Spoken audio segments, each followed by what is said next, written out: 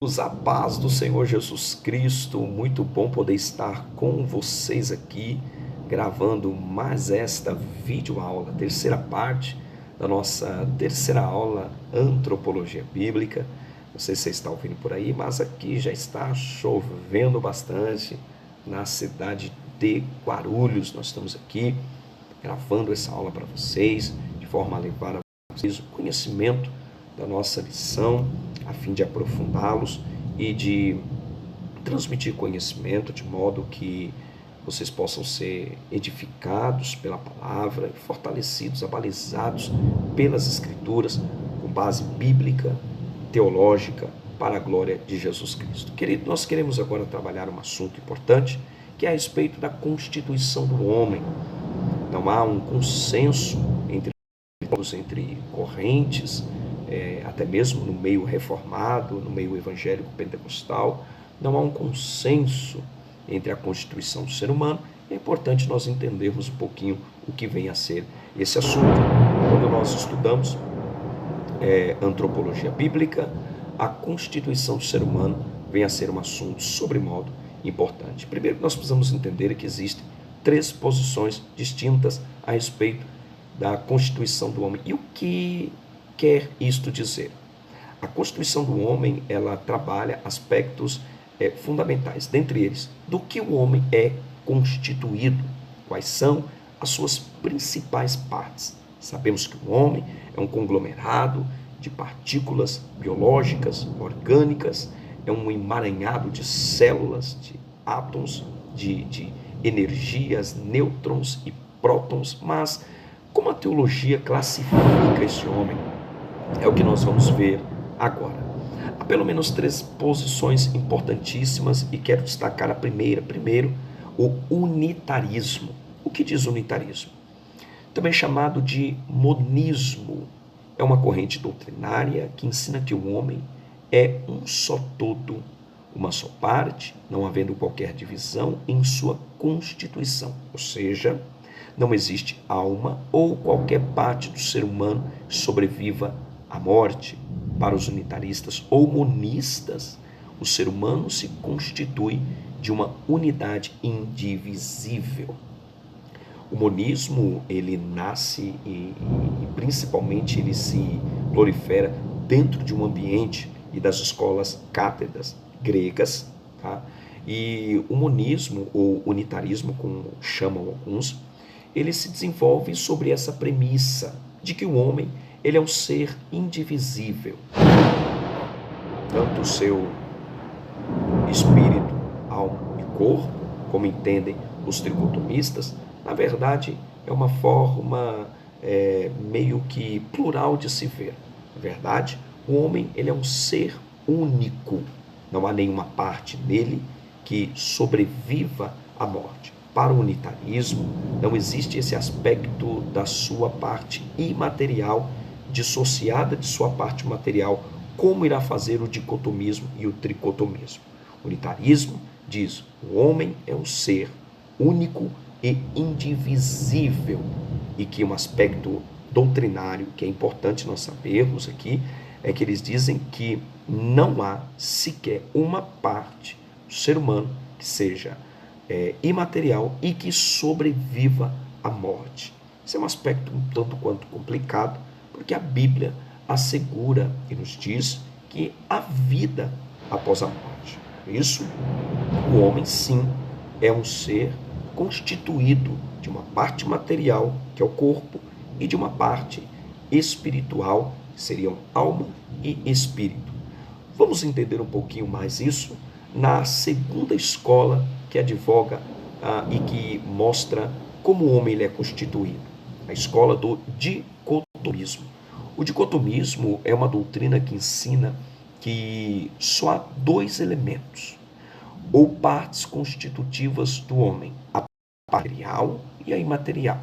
Baseiam-se no fato de os termos alma e espírito, às vezes na Bíblia, serem sinônimos ou intercambiáveis entre si, e sustenta sua opinião baseando-se em textos que lhe parecem indicar esse entendimento, conforme a gente lê Jó 27, versículo de número 3. O livro de Jó, no capítulo de número 27 e versículo de número 13, vamos ver o que está escrito. Segundo alguns, baseiam-se nesse texto para afirmar que o homem é um ser dicotômico, que tanto a sua parte espiritual, a sua parte imaterial, não tem divisão. O homem é constituído de uma parte material e imaterial apenas. Olha o que diz o texto. Enquanto em mim estiver a minha vida, eu sou Deus nos meus narizes. Então percebe que o autor aqui, de uma certa forma, ele estabelece apenas duas divisões básicas. Enquanto em mim estiver a minha vida e o sopro de Deus nos meus narizes. Segundo os dicotomistas, entendem que esse texto ele assegura e advoga a ideia de que o homem é um ser dicotômico. Dicotômico vem desta expressão di, que significa dois. Portanto, o homem tem uma dupla divisão, parte material e a parte material, não havendo divisão entre alma e espírito. Para o dicotomismo, temos apenas essas duas partes. Existe uma outra posição, e esta posição muito mais bem advogada, principalmente entre os pentecostais e assembleianos. É importante dizer que o dicotomismo ele é muito defendido pelas igrejas mais conservadoras, como os presbiterianos e também batistas. Já os pentecostais e assembleianos advogam mais a ideia da tricotomia. E o que seria a tricotomia ou tricotomismo? Chamados tricotomistas ou tricotômicos, entende que o homem é formado por três partes distintas, as quais são e espírito.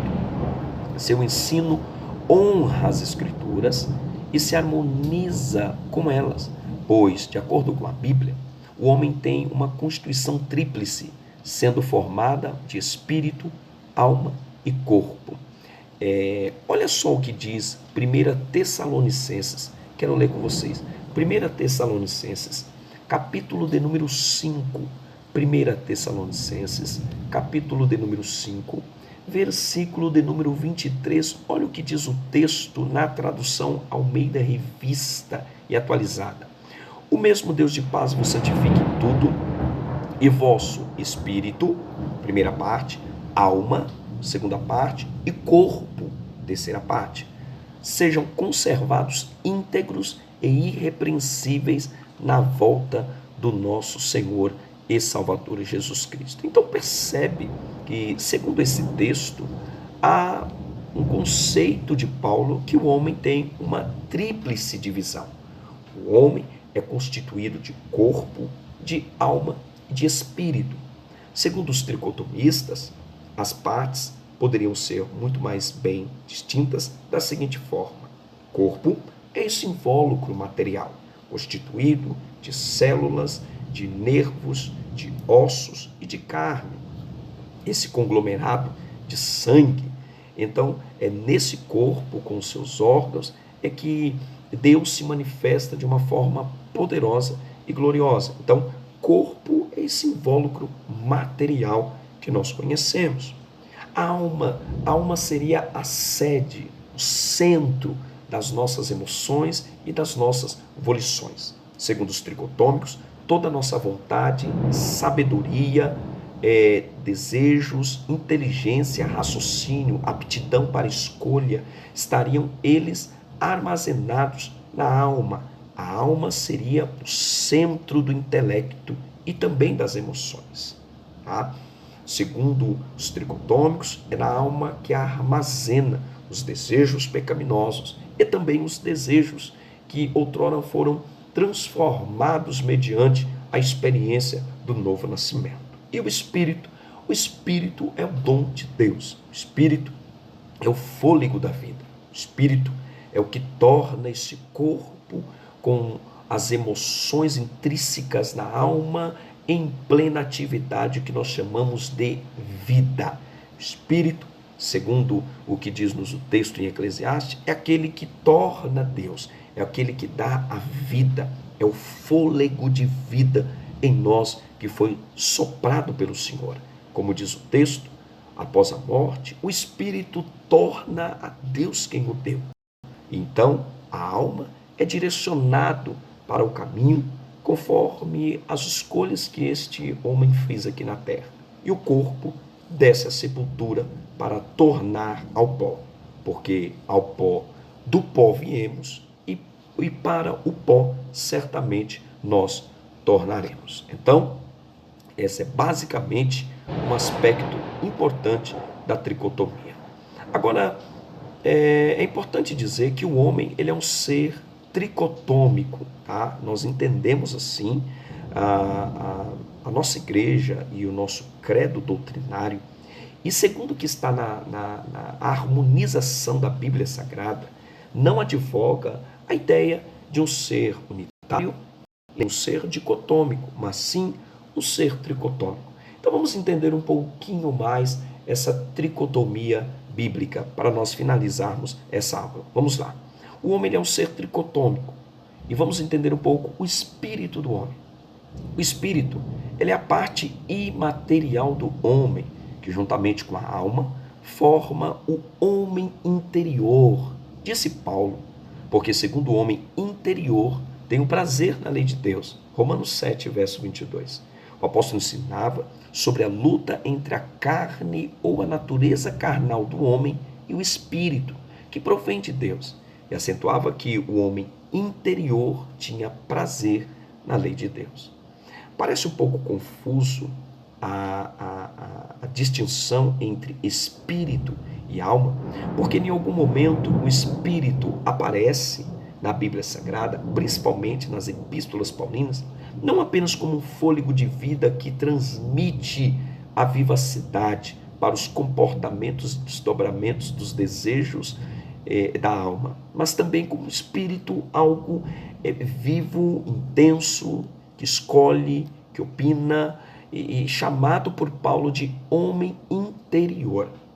É bem verdade que é muito complexa essa distinção. O próprio apóstolo, o escritor, a carta aos Hebreus, não sabemos se foi Lucas, se foi Paulo ou se foi Apolo quem escreveu, mas o apóstolo que escreve a carta aos Hebreus vai dizer que a palavra ela faz a distinção entre a alma e o espírito. Então percebe que a parte material do homem, a Bíblia faz questão de distingui-la em dois elementos básicos, alma e espírito.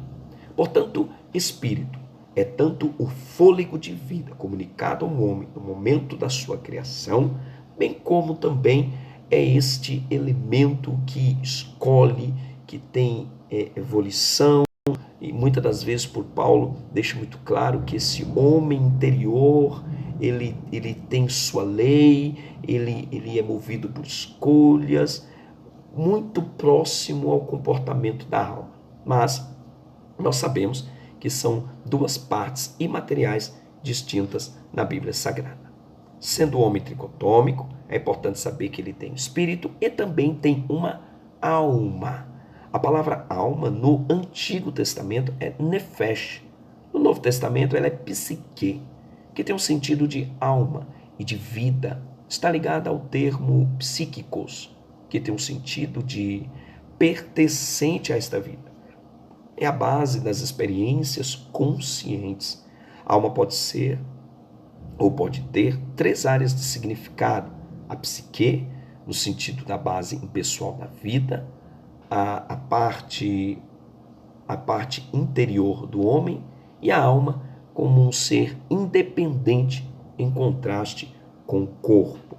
Aí nós entendemos que muitas das vezes os escritores, principalmente nos livros poéticos, salmodiam, cantam, eles desenvolvem, eles oram, e em muitos momentos se percebe as expressões: canta minha alma ao Senhor, a minha alma jubila ao Senhor, a minha alma está terrivelmente abatida, a minha alma busca e clama pelo Deus, o Deus vivo. São expressões que ocorrem de forma bastante constante no Antigo Testamento Bíblico, mostrando, evidenciando uma parte importante do ser humano. E para a gente fechar, nós entendemos aqui, para nós fecharmos, opa, saímos um pouquinho aqui, a alma do homem, só para a gente entender um pouquinho aqui. Quando a gente fala sobre a alma, há pontos importantes sobre essa questão. Vamos finalizar aqui essa aula, para não ficar muito longa, e na aula passada, melhor, na aula que vem, vamos falar um pouquinho sobre as teorias da origem da alma e o aspecto do corpo. Tá? Vamos separar aí esses dois ganchos aí para nós trabalharmos na próxima aula, para essa aula não ficar muito longa, tá bom? Vejo vocês na próxima aula. Fiquem todos na paz do Senhor Jesus.